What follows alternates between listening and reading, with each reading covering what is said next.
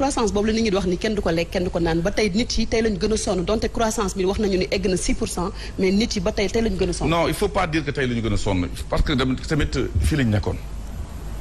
fii da nga doon toog toute la journée.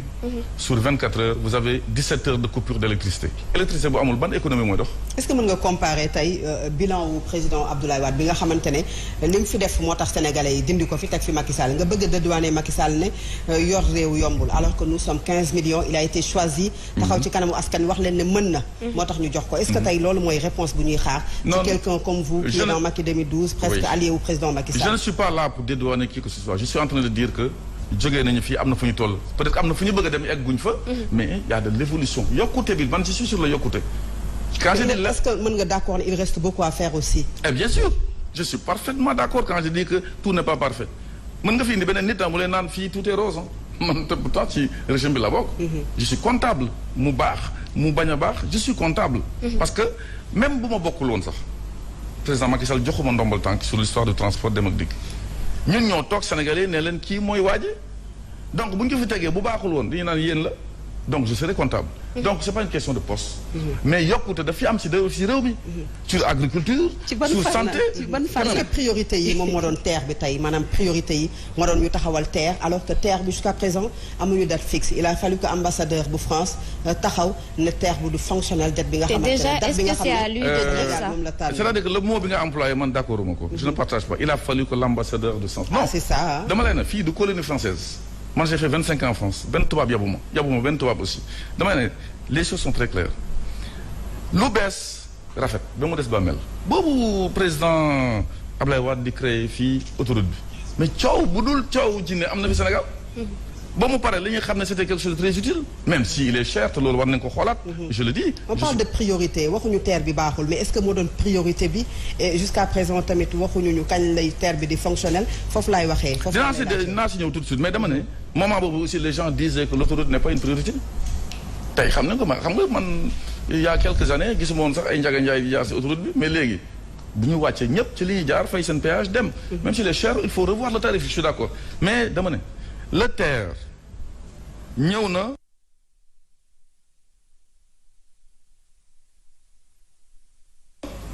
c'est un train ubbi nañu avion aéroport bi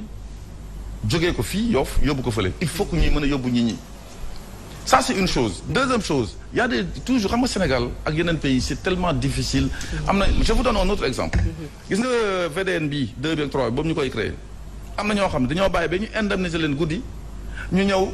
duggaat ci liste bi tabax fi benn affaire nan maa ngi fi woon yaa ma gisul woon Sénégal moo demee noonu les gens font n'importe quoi voilà côté Pikine aussi il y a des choses yoo xam ne certes il y a des impairs mais je pense que tout ça bientôt Khady ba ma ko mayee rek alors sànq yaa ngi doon lim di wax électricité mais électricité pour man jarul wax parce que yokk nañ ko gis nañ li mu jur génn manifester ci mbedd mi vous ne pouvez pas empêcher les gens de manifester moi je suis foncièrement un démocrate né doo ko fi waxee man doo ma dégg ma lay wax loolu laissez-les parler le problème qui se pose c'est très simple il faut expliquer aux Sénégalais je pense que madame disait tout à l'heure est-ce que c'est une communication c'est après il fallait le faire avant expliquer aux gens le pourquoi ngeen gën def ko def ngeen bëgg ko def loolu la ñu waroon def là on a un peu fauté il faut le dire parce que l'histoire de la subvention de l'électricité moom la ñu dévier pour dans un cadre d'équité et de traitement égalitaire des autres populations qui souffrent plus mieux dem yóbbu fa subvention parce que dindi ko au niveau de la Sénélec boo ko dindee la vérité des prix revient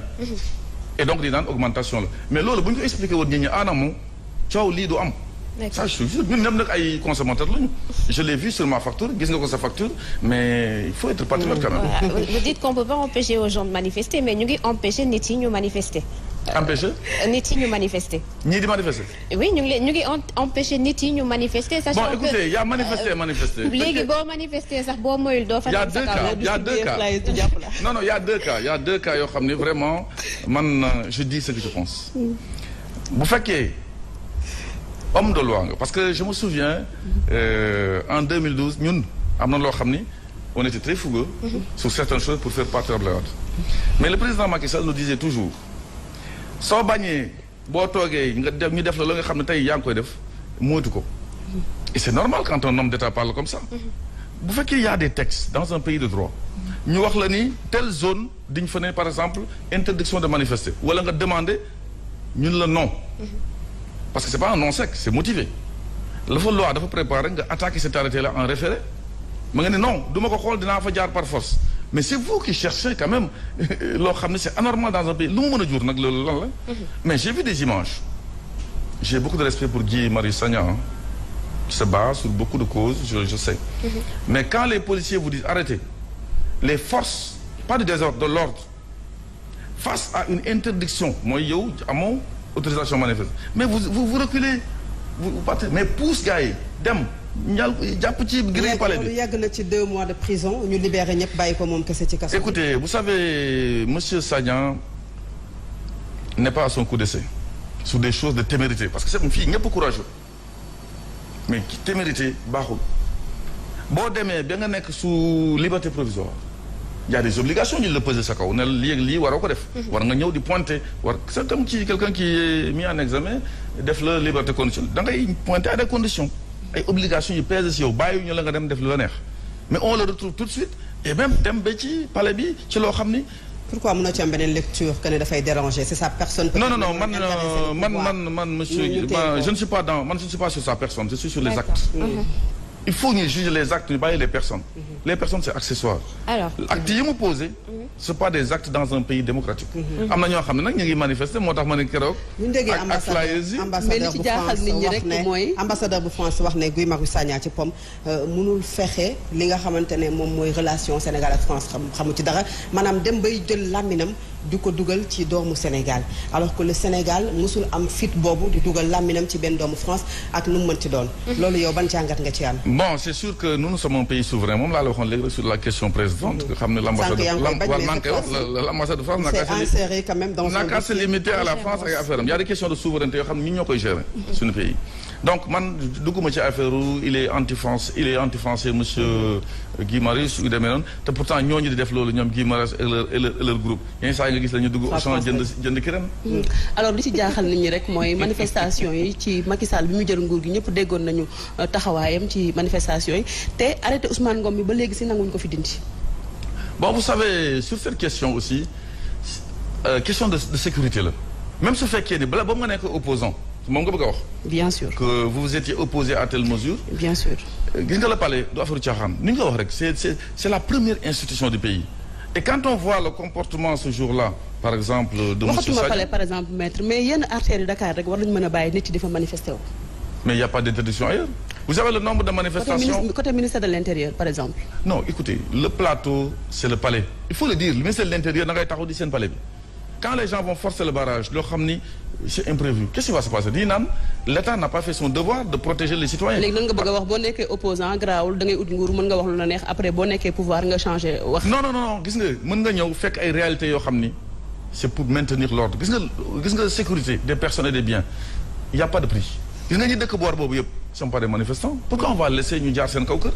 uniquement parce qu'il y avait un groupe qui voulait manifester on doit aussi protéger ces gens-là et je pense que l'État a le devoir wax ma sax le droit le devoir de protéger tous les citoyens et bu ñu nee c'est interdit attaquer l'arrêté au lieu de pousser des policiers et de les renverser. D'accord alors ñu wax ci Macky 2012 laata waxtu bi di ñu xoj déjà def na 8 ans est-ce que jarati na muy exister sachant que le président Macky Sall il a déjà fait ses 2 mandats. gis nga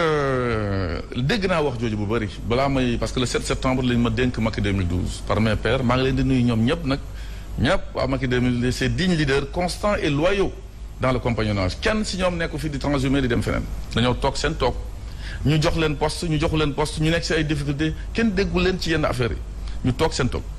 donc aujourd'hui neewoon nañu dafa am léthargie mooy dégguñu leen voilà mais depuis un certain temps léthargie boobu jeex na le bruit entre guillemets le bon bruit parce que baax na ci aussi ñi ñi xam c'est ça non man vous savez quand il s'agit de bien faire il faut y aller. Peut-être que c'est un mal nécessaire qui est arrivé, ce bruit-là, mais ça montre que la vérité finit toujours par triompher. Bon, ce qui est Macky 2012, c'est une coalition aujourd'hui de presque 30 partis politiques. Et 30 partis politiques yooyu gis ngeen barki dem ñëw ngeen maa ngi leen di remercier au passage avec toute la presse nationale et internationale ñu invité le jeudi 6 bi donc tey nous sommes le 11 le 6 ñëw ngeen ñu def ko d'ailleurs en direct à la télé pour que sénégalais yëpp gis ko ñëw ngeen gis ngeen ni sur 26 partis politiques faisant partie de la coalition Macky 2012 les 23 étaient avec moi. coalition bu war a soutenir président de la République est-ce que ñu ngi doon xaar ci moom tey coalition boobu nekk ni tasaaroo Adji Mbergane Kanouté jóg Mamadou Moustapha Diagne jóg kenn ku ci nekk daanaka ngeen mel ne kuy tamante seen biir est-ce que loolu lañ doon xaar ci yéen. bon man c'est un débat qui est derrière moi depuis le jeudi 6 moom laay wax léegi. parce que weddi gis bokku ci. mënoon nañu toog defal leen différé mënoon leen toog woo leen sur un PV ne la une réunion s'est tenue ici yónnee leen ko yéen tamit ngeen génnee ko ak yooyu ñun dépassé nañu foofu. pourquoi xëy rek dàq Adji Mbergane Kanouté. donc non dépassé nañu foofu daañu ñëw ci loolu si besoin mais loolu dépassé nañu ko parce que tamit si réew mi dafa war a am waxuma la moral parce que certains ñu naan politique amul moral un peu d'éthique. gis nga ni la rey mais ni di rey di dee ci dëgg. bu fekkee ni yéen ñaari nit rek dong la yéen a dem ci benn kër seen kër. invité ñenn ñi autour d'un bol de ceebu jën di leen wax ni way foog ñu dal ci Moussa Diop warul nekk coordinateur te boobu ñu mayee fal démocratiquement li ñu ma falee. élection man kenn nommé wu ma niñ ma élire moom noonu la ñu ko élire j'ai jamais remis en cause sa légitimité. mais kon pourquoi nga dàq ko kon. non non xaaral moom pourquoi nga dàq ko non man du ma dàq kenn mënu ma. da ngeen bëggul dissidence wala pensée unique ngeen bëgg mu reñ. waa léegi ma wax la pourquoi nga dàq ko dàquma kenn je parle aux Sénégalais mënu ma dàq kenn mënu ma dugal kenn. c'est la conférence des leaders ñu mat 26 ñooy décider délibérer en vue de quoi sur la base de quoi sur la base des faits. mais ñoom génne nañ beneen communiqué pour wax ne ñoom tamit dàq nañ la. waa léegi le 28 réunion boobu am le mardi 28 janvier ñëpp toog feuille de présence am ñëpp signé y compris le représentant de kooku nga député bi. non je vous dis man dépassé naa problème boobu. y compris yónnee na fa représentant mu ni demal toogal ma comme si j'étais là. parce que dama jàpp oui il s'appelle Mamadou Gueye. nous avons les PV. d'accord la réunion est filmée la réunion est photographiée les images sont là délibéré bi duñu ko lire ñu ngi ci Facebook bi di tourner bu bëggee ma delloo ma jox leen ko décider vote ñii nee na non ñii ne oui la démocratie c'est le pouvoir de la majorité sur la minorité. kon ñoom diversion la ñuy def. dama ne nga bëgg a wax. actuellement c'est des faux li ñu doon utiliser parce que toog sa kër jël benn papier en tête bu Macky 2012 bind si oui Moussa Diop a été suspendu ou viré il faut leur demander où ça a été tenu et qui était là signataire ñun am nañu wane lépp qui était signataire le 28 ñoom le 30 ñun dañuy fayu comment ils peuvent dire c'est ça la contradiction d'ailleurs ils ont fait pas mal de plateaux les gens les ont mis devant leur contradiction moo tax ils sont devenus quelque part petits xam nga contradiction bi lan la mënoo ñëw le 28 nga ni les leaders n'ont pas de pouvoir de sanctionner qui que ce soit dégg ngeen wax jooju ñëw le 30 yéen ngeen nen sanctionné na Moussa Diop te moom moo signé PV bi. alors foo boobu nan la mujjee plainte def ci juddu. wala ñu ngi koy réfléchir parce que bu ñu demee bu ñu poussé ba ñu dem fu ñu war a dem dana génne par force. poussé c'est-à-dire bu ñu posé beneen acte nga bëgg a wax. mais vous savez ñii ñàkkuñu fayda ñun dañuy parce que ñu dañuy liggéey ñàkkuñu fayda on a de l'éthique bu ñu poussé ba ñu ñëw moom moo déclaré nous avons les images moo génnee communiqué ne réunion à l'unanimité de Macky 2012 mais man ci unanimité bi laa bokk. pourquoi ñëw moom waroon na wax sax ne man j'ai voté contre moi j'ai voté pour moi-même mais nga ñëw ne à l'unanimité il a été décidé de suspendre Moussa Diop mais man ci laa bokk te man nekkuma fa woon. keneen nekku fa kenn nekku fa woon y avait que Adji Mbergane Kanouté. lu lay reproché ñoom. vous savez jalousie baaxul jalousie du génn ci bopp. ça rend malade. ci xol lay génne. te mënoo ko contrôler. lu yàlla bind nag moom mënoo ci dara.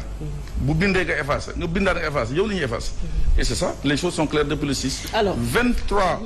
structures de Macky 2012 sont venues nous avons fait les choses ma ne fang ci télé bi en direct pas en différé jël ñu ay ciseaux di dagg.